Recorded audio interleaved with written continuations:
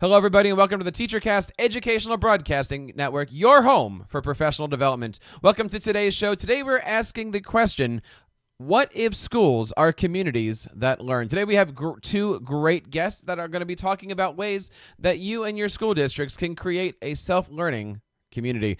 Thank you so much for joining us. It is so nice to have you here on the TeacherCast podcast. There's, of course, several great ways that you can reach out to us and be a part of our show each and every week. We love it when you follow us here on TeacherCast. Leave us a voicemail over at teachercast.net/voicemail.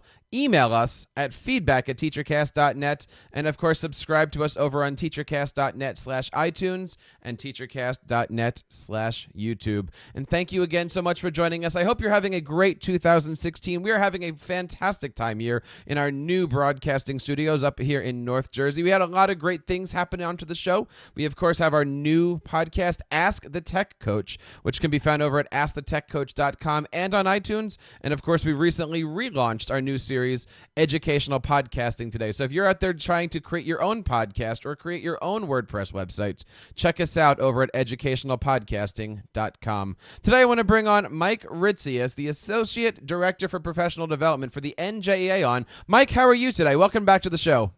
I'm good, Jeff. It's good to see you. Talk to us a little bit about what we're talking about today. What if schools are communities that learn? What does that question actually mean? So we're going to talk about how do we bring people together to really harness the collective knowledge and intelligence that's captured in the room, in the organization, in the district, and then use that collective intelligence to move us forward. I mean, you think about the typical school structure, it's very top-down. People in management positions are the ones who make the majority of the decisions, and people feel like PD is done to them. You know, you think about the typical stereotypes and jokes that are made around professional development. This changes that. You know, this makes it an inclusive process. This makes it something where everybody gets to participate, everybody is heard, and then we can move forward to grow our organizations. Well, that's really great that we're here talking about that. And of course, we're going to talk about later some of the things that you've done that have really become worldwide phenomenons. And I don't think anybody can dispute that, of how professional development and educational learning is now back in the hands of the teachers. I want to bring on our next guest today, Kathy Jourdain. Kathy, how are you today? How are things out there in Minnesota? I'm great. I'm visiting Minnesota. It's a lot colder here than in Nova Scotia where I live, but enjoying it all the same. And tell us a little bit about yourself. So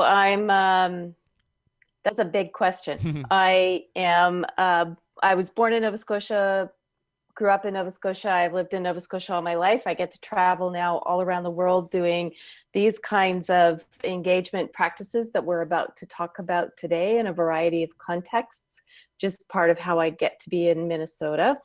And I've been doing consulting work in a variety of contexts for about 15 years and happened upon the art of hosting conversations that matter about a decade ago and saw what a difference it makes to engage conversations and people differently.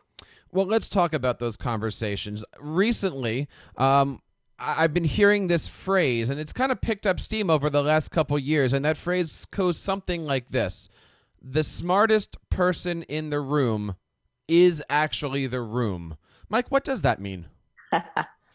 So it means that it's impossible for any one person to know everything that there is to be known within a given situation. So we all bring our own expertise. We all bring our own perspectives. And the more we work to harness that as a group, the more inclusive and the more comprehensive our actions will be with regards to moving forward with whatever initiative it is that we're trying to enact. And you think about what happens with initiatives in schools.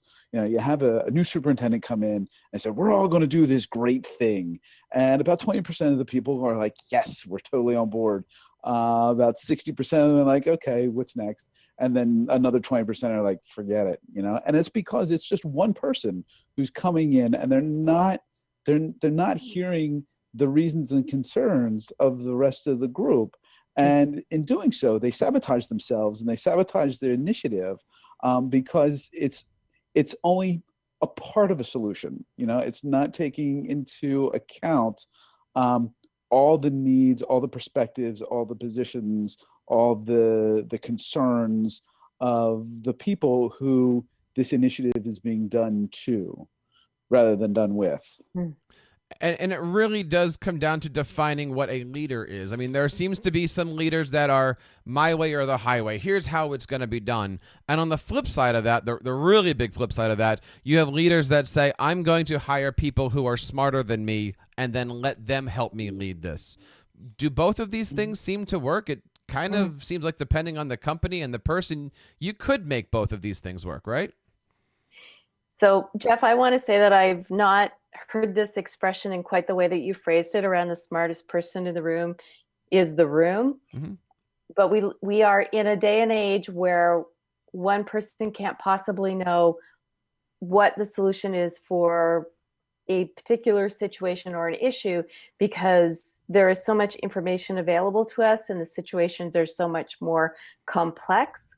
And so the smartest leaders in the rooms are the ones who are willing to distribute responsibility and accountability throughout a room and trust that the people who are gathered actually know the solutions to the issues that they are addressing. So we talk about collective intelligence and collective wisdom, and that there is collective intelligence and collective wisdom in the room. And part of what we do is provide process to enable that to emerge in a way that it informs the issues and the challenges at hand at any given time. Now, you said process. What kind of a process are we talking about? Is this something that the group then votes on what the process will be, or is there one good way of really putting all this together? So like, you've experienced a little bit of this, and you alluded to it too. Edcamp is an example of one of these kinds of processes. So Edcamp's a derivative of one of the practices that Art of Hosting uses, which is what we're talking about here, called open space. And the concept behind open space is we create space for as many ideas and perspectives to be released into the room, so we can see really just how broad the situation really is, and it gives us a nice comprehensive picture of what's going on there. So like when you see it in an Edcamp, you're seeing the passions of the people who are in the room, the interests of the people who are in the room. It gives you a nice feel for what the prevailing attitudes and ethos around education are at that given place and time. You can apply that idea to individual initiatives at our schools, or even just the school in general. Like if we want to know, like, what's going on here, like, what is our school, we can ask that question. We can have a big open space around it and invite everybody that's affected by it. So it's not just for the teachers and the administrators, but it's for parents, and it's for community members and students, and everybody else who wants to be there too. So that's an example of one type of practice, but there's a whole host of them. And I'm going to pass that off to Kathy, because she knows them and understands them better than I do. I'm learning from her as we go. Yeah, and I would say loved everything that you said, Mike, and it builds off of that there are any number of processes that would help invite every voice in the room and invite voices in a way that it matters, that we value the opinions that people bring, even when they feel like they're controversial or they're different than our own or different than the majority. And it includes things like open space that is used in Edcamp, or World Cafe process, or circle practice, or appreciative inquiry, which is a process in and of its own. And the process itself could be important, but what's really important is, what is the purpose of the conversation that you need to have? And then how do you choose a process that enables people to be in the conversation that matters most? And all of these processes, the thing that is most important to them is that they build on the idea that the people who gather actually have the solutions, and that if we can bring them out of them, people are committed to the ideas that they put forth, and they're more likely to follow up and be engaged in the implementation of those ideas. Well, let me stop you right there. You had mentioned a word that sometimes doesn't find its way into the conference room, which is the word conversation. Now, Mike, getting back to Edcamp here, the way that I explain Edcamp to people is when you go to a conference or a convention or a workshop, there is a person in the front of the room, and their job is to lead and to teach and to show off everything that they can do with PowerPoint possible. And at an Edcamp, the purpose is to put people in a room, and I look at it as I throw the first pitch, and then I sit down and I let the conversation lead. Why is that so important? That, let me even just go back. Why was Edcamp derived to be conversation-based rather than 3 weeks before the conference, I'm going to call Mike and say, Mike, do you want to do a presentation with me, and what do you want to lead? Why is this different, Mike, and why is this working? Well, think about where the focus is. In that traditional conference, the focus is on the person in the front of the room. So whoever's organizing the conference goes out of their way to recruit that one person and have them come and share their one thing.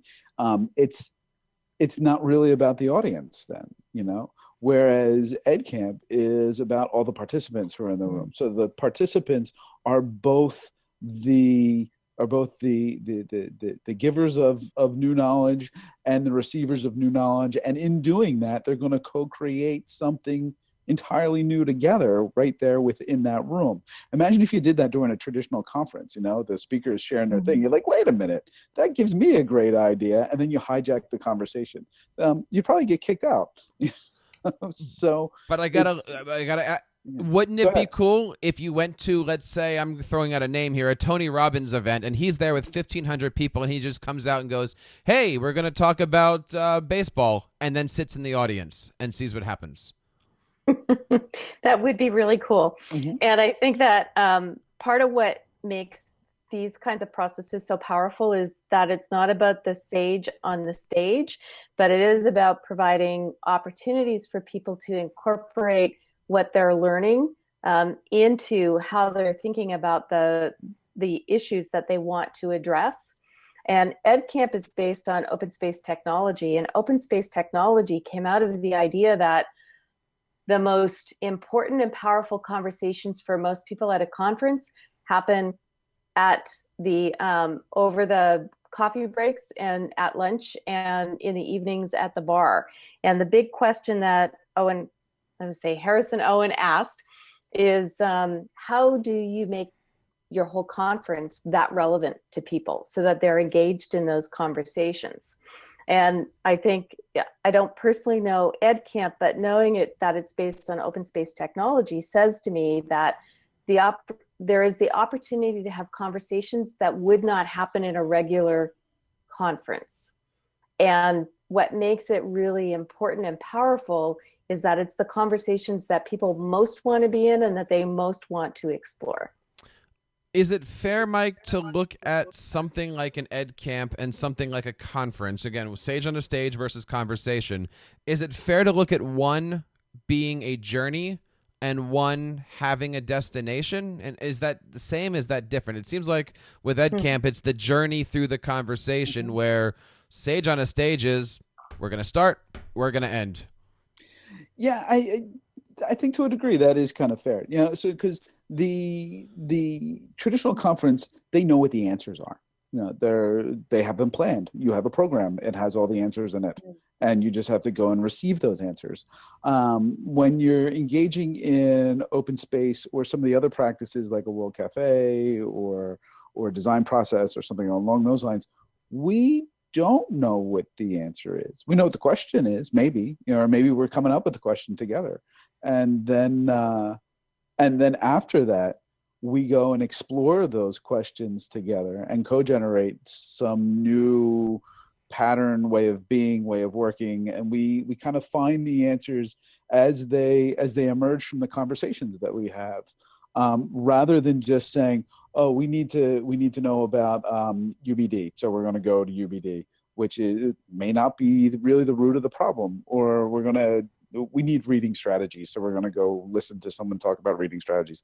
Again, that may not be the real root of the challenge. And in having these critical conversations with each other in an intentional way, we can really get down to where the real challenges are in our organizations, and then how do we evolve our organizations to meet those challenges as they present themselves. Well, Mike, when we're talking about leadership here, can you be a leader, have these open conversations, while at the same time in the back of your head you're like, I already know where I'm going to go with this, but we need to have this because I'm told we have to have this? I mean, can you have your cake and eat it too with this kind of a method, or do you have to say, like, I'm going to be completely open here, and if the group says we're going to go on this direction, maybe I'll let go and say I'm going to trust the group? So I'm going to turn that one to Kathy, because she's got a lot more experience in this one. So I love the questions, Jeff, because I feel like it's in the terrain of what does leadership mean really? And for me, it always falls into the place of some of the myths of collaborative leadership. And the challenge of collaborative leadership is that it shows up differently. So it's not that I have all the answers and I'm going to tell you what to do and you're going to go do it. It is more this place of, we will understand what's the nature of the decision making that we need to do, and then based on the nature of the decision making, we'll understand what is the leadership that we need to apply. And I often think that when we start talking about collaborative leadership, people believe that means that we all have equal time, equal space all of the time, and that there is actually no leadership. And so people don't really understand that they don't understand what's the right amount of leadership. I talk about leaning in and leaning out.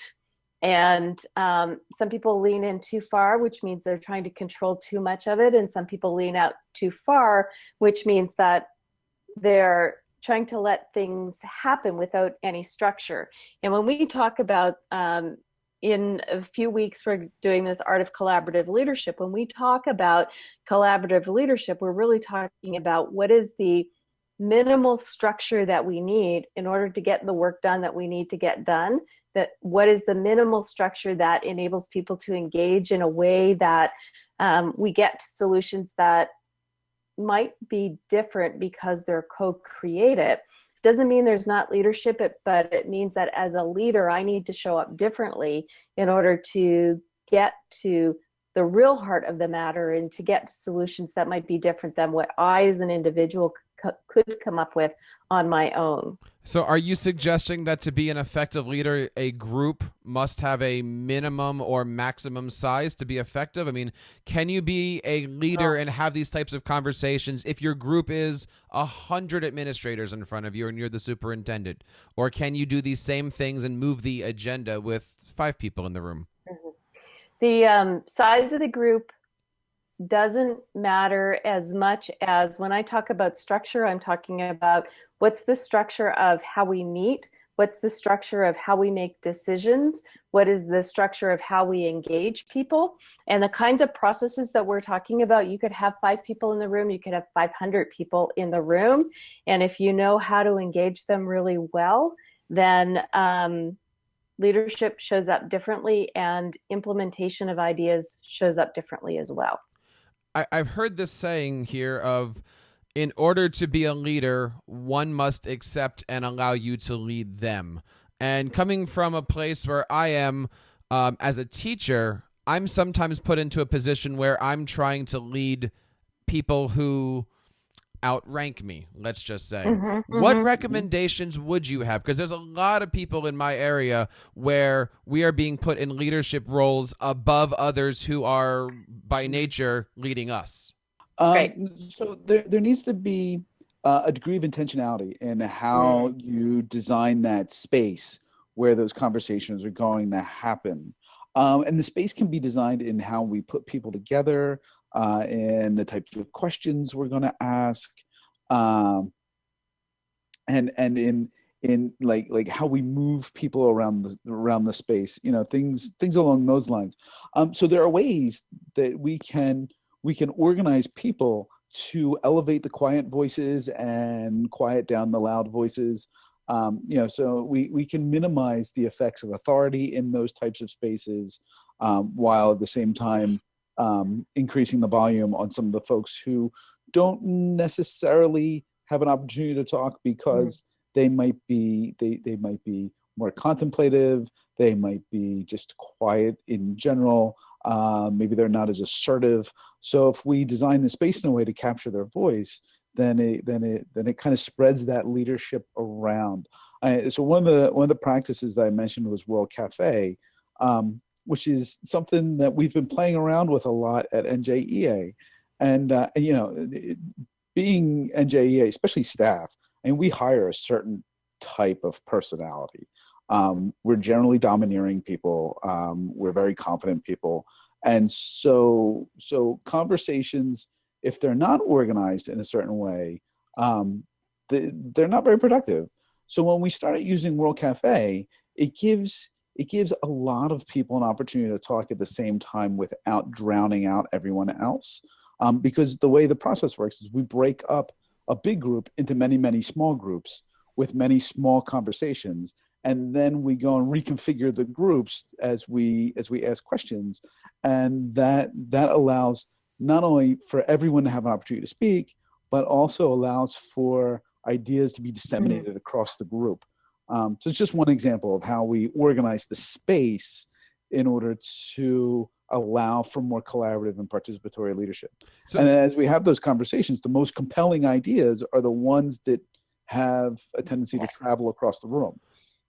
So when we're looking at process and when we're looking at ways to do this, and you're talking about collaborative space, the first thing on my mind is think, pair, share. Is this what you're getting to, Mike, where in order for the whole room to have a voice, we have to break into small subcommittees during a meeting and then those subcommittees report? Or is there other ways of doing that maybe education can learn from here? Yeah, think, pair, share that looks a little bit like a World Cafe would look. Okay. But we continually reconfigure the groups. So it's not the same people together all the time saying the same things. And that way you kind of diminish confirmation bias and whatnot happening within a group. But you can also have large groups too. I mean, you think about Edcamp. I mean, somebody puts a really compelling conversation up there, you'll have 30, 40, 50 people in a room. One year I had one about rethinking PD, and there were at least 60 people in the lecture room, and we had plenty of space for people to have conversation. It required me as the host of that conversation to be a little more intentional about how I was asking questions and I was asking people to interact with each other. But we still had a very deep, effective conversation, and a lot of good ideas emerged from there. Yeah, and I think it's about finding ways to let the ideas lead and not so much people lead. And one of the beauties of a lot of these processes that we're talking about is that the ideas end up being owned by many people in the group and not just by one person. So if it's my idea and it really has energy, I don't have to advocate for my idea, because all of a sudden we begin to see it as part of the collective wisdom and collective intelligence in the group. And a good leader will begin to recognize where the good ideas are emerging and begin to promote those ideas as opposed to being attached to their own agenda in any particular conversation or discussion. I love the wording that you just used, Mike. It was host of the conversation. And that's so much more important than saying I'm the lead presenter or I'm the featured speaker or something like that. As the arts, as somebody who works in the teachers union, teachers association, Mike, obviously there's a lot going on in education right now. And obviously sometimes in education, your leader also might be in a different union. They might be in a different position where there's a lot of, bad blood between people who are leading and people who are being led. What advice would you give those who are in a position where they're trying to lead a group of people that, because of negotiation, because of politics, might not be ready to move in a direction that you're trying to move your group or organization. We can talk superintendent teachers, we can talk, CEO and worker bees. What's your recommendation if you're trying to move something and you're in hostile waters? So I've engaged in these practices in a couple of districts where things were not the best. There's some nasty relationship things coming out. I mean, you think about the effects that Teach NJ had on New Jersey teachers. It created a big divide between management and the faculty. So I walked into situations where there were a lot of hurt feelings and people who were very angry and resentful and whatnot. And so what we did in those situations is we created a space that was safe enough for ideas to emerge without being attacked. And I used World Cafe for this one. And we had a mixed group. It was administrators, it was local leaders, it was faculty members. And by putting them into the small groups and having someone who wasn't so vested in it, like I wasn't personally vested in the outcome. I wanted to see positive relationships fostered with these folks. And I wanted to see a situation where people felt like they could do their jobs without being attacked. But I didn't have any investment in what the concrete outcome was, like not in the specific product that they made. So that helped. So you could have a third party come in and help with that, or you could have the person who just everybody trusts host that conversation. But what we did is we asked some questions that were very focused on the ideas and the needs. And it allowed people to have conversations around those ideas and needs without pointing fingers or throwing blame. It was about how we're going to work and be together, not it's Mike Ritzius's fault, and creating that safe enough space allowed us to really turn down the anger that was in the room and the resentment that was in the room. And by the end of it, the group felt like they could work together more. And we're going to have more of those meetings. So some of the districts I've been in, they've invited me back, and so we're going to go meet again, and we're going to build on what we started back in the fall. Is it difficult doing education versus corporate, where corporate America doesn't have a calendar year? They just go, every week, where education, it resets itself every July 1st. And the next year you might have a few new pieces to the puzzle, and other pieces that might have been great or not great leave. And you've got, you exchange one character and you've got a completely different group all of a sudden. Kathy, what do you do when you've got groups that are completely malleable and manipulative every single year? Interesting choice of words. I want to build a little bit on what Mike was saying, because I think it relates to your question as well. And one is that most people want to be heard. So they want to be able to express their point of view, their opinion. And if we don't agree with someone else's opinion, oftentimes what we do is we try to shut down their opinion. And so as someone who's hosting conversations or creating that safe enough space, part of what we want to do is say, thank you for sharing that, because we all really needed to know that. And so instead of debating it or dismissing it or trying to prove that that point of view is wrong, just to say, thank you, bring it, welcome, it's all good here, goes a long way towards creating a safe enough space where people can voice their opinions.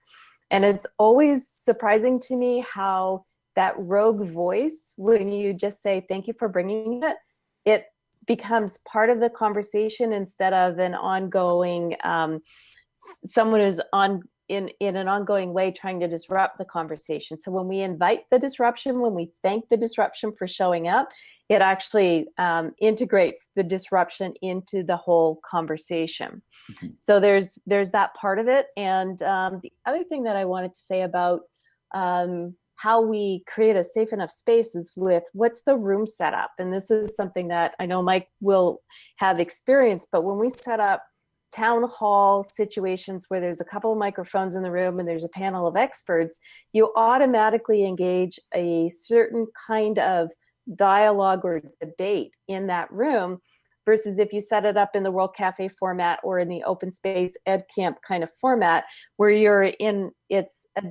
as soon as you walk into that room, there's a different feel, there's a different invitation into that conversation. So there's multiple ways to be thinking about how do we create a different space for those viewpoints to show up, and then how do we deal with the people who have a very different point of view. So often that person that shows up that we roll our eyes and we go, oh no, that person has just showed up in the room. Part of the reason they keep pressing their point over and over and over again to the point where all of the rest of us tune out is because we've all tuned out and we haven't actually even acknowledged the voice. So some people are particularly challenging, and many people, when you just say thank you, it's amazing what a difference it can make to how that person shows up in the space. When you're looking at the arrangement of the room and you're trying to set the mood as people walk in, what's the right question to ask here? How important is dress code? If you were a leader and you wanted to have an Edcamp style, should I tell my administrators and my crew, just come in jeans for the day, we're going to be relaxed? Or everybody's going to be wearing a suit and tie because I'm the superintendent and I'm leading the meeting and this is the way we're going to work? Does it matter? I don't think dress code matters. I love that question, and I haven't really thought about it before. I don't think dress code matters as much as how you invite people to show up. And Mike mentioned questions. What are the questions that we ask? And we use questions to invite people to show up in the space. We'll often say we're physically present, but we're not necessarily emotionally present. And just sometimes the question that we ask invites people to show up in the fullness of their humanity and not in their role as a superintendent or a teacher or a parent or whatever that might be, but just show up in your ability to move this conversation forward in a way that matters to all of us. So I got to put you on the spot here. If I was to ask each of you, give me 3 bullet points or give me 3 pieces of advice for somebody that's looking to take their leadership to that next level, and you can't say what he said and you can't say what she said. I've been around education enough. Kathy, what would be your top 3? Give us your how to do this the right way or how to do this way. So top 3, I'm going to riff off of what we call in the art of hosting conversations world, or the art of collaborative leadership. We have something that we call the 4-fold practice. And so the first piece of advice is host yourself, know yourself, be self-aware, know what makes you angry, know what gets you upset, know all of those things about yourself, know how to keep your center and your ground. And then the second piece is practice conversation. So practice it with individuals and practice it with small groups, and really practice. When I say practice conversation, I'm also thinking about practice your listening even more than your talking, because when we change the quality of the listening, we change the quality of the conversation. And then related to that is something that I say all of the time, which is that curiosity and judgment cannot exist in the same space. So if you find yourself becoming judgmental or dismissive or the need to defend your own point of view, become curious. Become curious about what's going on with you, and become curious about what's going on with the other person or the situation that has sparked that in you. And if you can entertain that curiosity, then again, you can change the space of the conversation. Mike, you got to beat that one. Kathy's the master, so I'm just the apprentice here. Well, one of the things that comes up for us a lot in the office when we're talking about these practices is a real need for humility when you're organizing these spaces. And Jeff, you touched on it a little bit too. The second one is having faith in the people that are coming, that they're going to bring something to the table, and that good work is going to happen within that space. It's really important to come in with the intention of just having meaningful conversations and getting something, not necessarily knowing exactly what that something is going to be. We don't want to presume as to what the answer is before we even meet, because if we're going to presume, if we already know the answer, why are we meeting? So humility, not being presumptuous. Let's see, what's a third one here? I think the third one for especially for new folks is just do it. Jump in and start playing with it, and experiment with these practices. There's no one right way. You're going to learn as you go, and I get the impression that it's one of these things that a lot of practices seem kind of simple on the surface, so they're easy to learn them, but it takes you a lifetime to master them, because they are enormously sophisticated when you start getting below the surface on it. So those are the three things that I would say about them. I have to think that I need to now figure out another way to rephrase that question, because Kathy came up with 3 amazing ones and Mike just copyrighted Nike's phrases. So instead of saying what she said, he says, yeah, what Michael Jordan says. That's right. That's right. I'm the apprentice. Yes. I'm still learning. Before we wrap up here, I want to ask you about something that's kind of been going through my head over the last couple minutes here, and it's the one thing that I know leaders are afraid of, and as a teacher, it's one thing that teachers are afraid of, and especially in podcasting, it's the one thing I'm really, really afraid of, which is silence. It's deathly, as a teacher, you ask a question and you're not sure, and even here with this interview, somebody answers a question and do I wait for the next one? Do I let it sink in? How does it work? And as a leader, do you just jump in with the next point, or what is the importance of silence here? That's an awesome question. That is, and it's something that we really wrestle with in doing this work. We've been working with groups of folks in the office, and we'll throw some provocative questions out to people while we're in what we call circle practice. So it's just everyone sitting in a circle with no head leading the charge. But somebody will be hosting that space, and we'll put a question out there, and then we'll use a talking piece and stick it in the middle, and we wait until somebody takes that talking piece up. And sometimes it can take 2, 3, 5 minutes. And the first couple times doing that, it's really uncomfortable. But after a while you get used to it. And we find that when we really slow it down, that's when the best stuff comes out. Give people some time to be contemplative, because like when people jump right in, it's usually just spitting out the same things that they've always said. They're just being parrots of their own ideas, without really thinking about it. So after you get all that junk out of the way, let the silence sit for a while, and that's when the really interesting stuff starts to bubble up. Yeah, I would say silence is your friend. Silence is part of the conversation. It's where inspiration arises, and it's in that moment when you wait just that second longer that somebody says something, feels inspired or courageous or uncomfortable enough to say the things that really need to be said, or the things that are really in their heart that they want to say.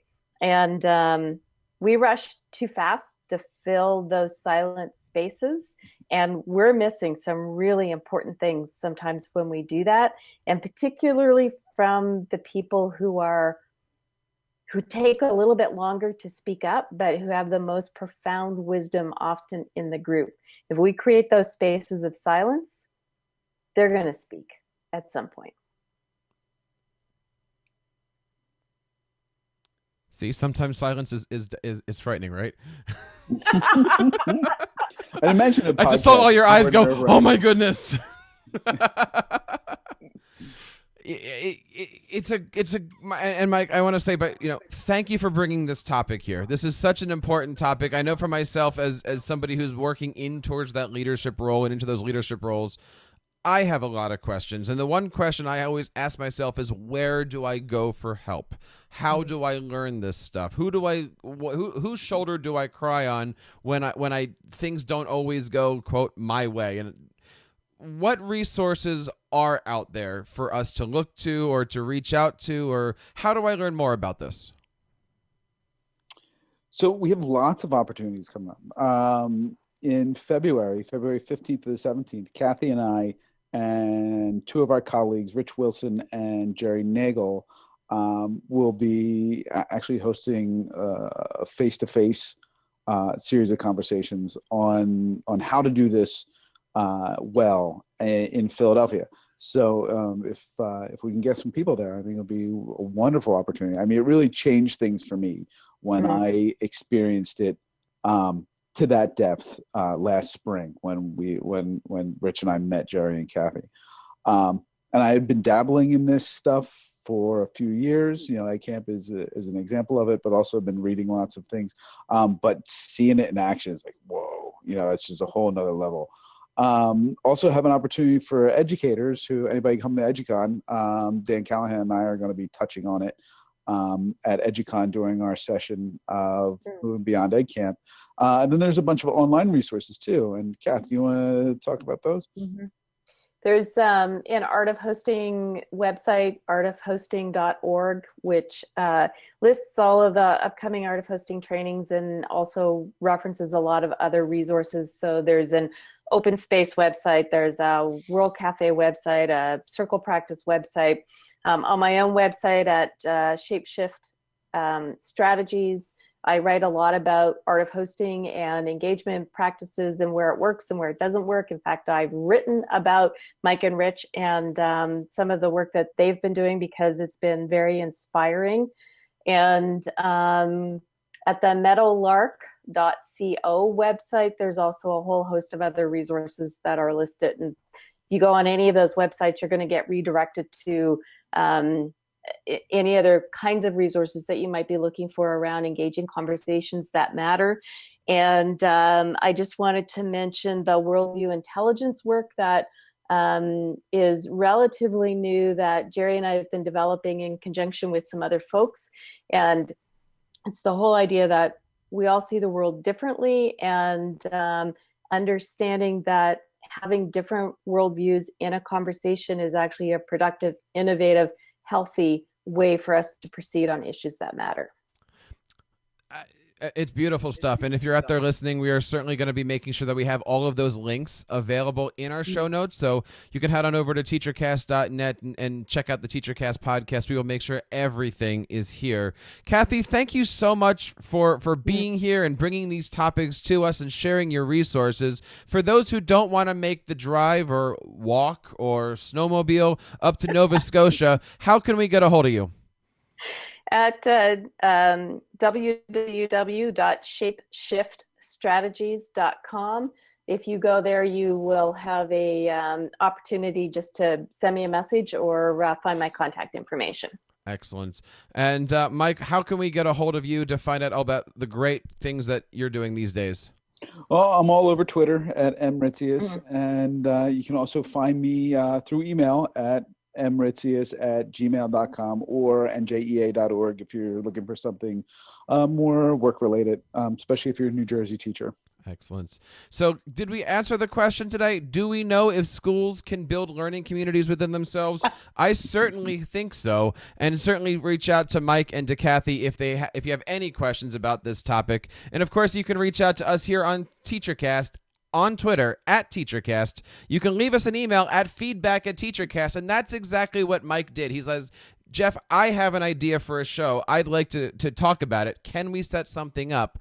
And that's why we have these great things. If you have a couple questions for us, you can, of course, reach out at teachercast.net/voicemail. And we love it when you rate us and review us over at teachercast.net/iTunes and YouTube.